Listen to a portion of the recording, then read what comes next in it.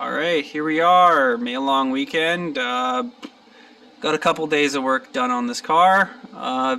Started tubbing it out. Well, started cutting out the wheel wells because how I did it originally is I just kind of raised the fender arch to where the old one ended, like where it had the, I guess the little arch. Cut it out there because I was going to raise the whole thing up, and then I did that, but now that I'm on the independent rear suspension and I've got my fixed ride height to where I want it, where I think the car looks good, I need a little bit more height because I'm going to drive this car kind of hard, and I don't want it to just be bottoming out the tires and the wheel wells and for it to be a huge project when I have an interior in the car and all that, and I'm not going to want to be cutting it all out. And so right now it's kind of that time of, you know what, fuck it, redo everything. I probably should have done this from the beginning because this honestly didn't take very long. It's a little bit more expensive because you're spending money on plate, but I mean, whatever. It's not that big of a cost if you don't have to redo it. So yeah, basically got, I mean, my plate, I didn't have one long enough, so I spliced two together. Plasma cutter, bandsaw, and an angle grinder is basically all you need to do this. Cut everything out. Now again, if you're looking at this car and you're a third gen guy, you're like, hey, fuck, there's a lot of structural components in here, and you're right, a lot of that has been somewhat removed, and it will be added in. I mean, all my points here to this and to the subframe area is going to be re-added, and it should hopefully be a strong point in the car. We probably are going to put a hoop in this just so I can alleviate any sort of worries, because one, it's a T-top car and these cars aren't the most structural cars from the factory, and that roll bar kind of gives you a little bit of hope that you won't be annihilated in a rollover. That hopefully never happens. But before I ramble on any more than I have, yeah, here it is. We cut it all out. Put this plate in. I mean, it's easier to weld with a little bit of a lip. I mean, we'll cut it all off and grind it. There's something going over here, so you'll never really see it. I may even try to just cut it very close and just hammer this all over and then just weld the top edge, and then if you're ever in here, there's no sharp corners to cut yourself on, which, I mean, you never want, or a sharp edge where the tire will cut it. Granted, I'm going to have so much clearance in here now that this should never be an option. I'll show you the other side. I mean, I should have made a video before I did it, but yeah, so as you can see how much it tapers down and in. The other side was worse because it had the fuel filler door shenanigans there, so this one's not too bad, but I kind of needed to bring it up to this level or up to here.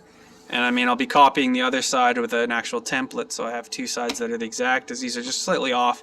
I mean, because I didn't want to cut out all these structural members, because at the time I did this, I had a live axle, which didn't have all this reinforcement of the independent rear suspension and structural components added to the car.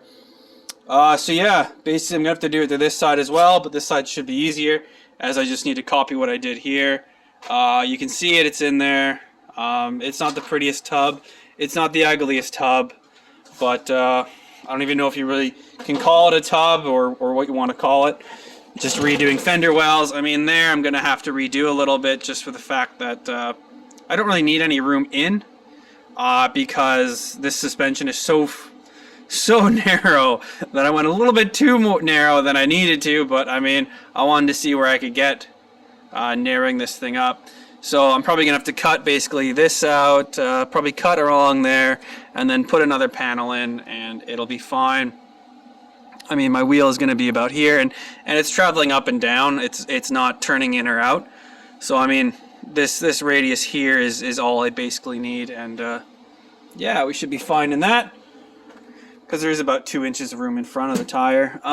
Next thing we did is we redid the front suspension mounts, and that's to raise everything up and to make it even more adjustable, because before I was going to have to cut and slot some holes, and I'll show you down below when we get to it. But now I just have a male and female threaded joint, and you can just literally, with a crescent wrench, turn it in and turn it out. Now that's a piece of 1x2 1/8 square tubing with some 3/16 plates, so it's a very strong piece of metal welded there, and it's on that whole kind of I don't know what you would want to call it, frame section, their ladder bar, I don't really know. We did that for two reasons. One, it's easier to adjust, and I don't need any sort of pre-adjusting slider collars or adjustable washer type things, or alignment washers, which I was going to have to do here, where I'd slot those two holes into one so I could slide her forward and back. And two, I need to get some more ground clearance on this car, as going over tall speed bumps, I'm probably going to scrape just right there, and now I can basically cut all that out of the car, because there's nothing going there. I mean, the exhaust is going to come out around here.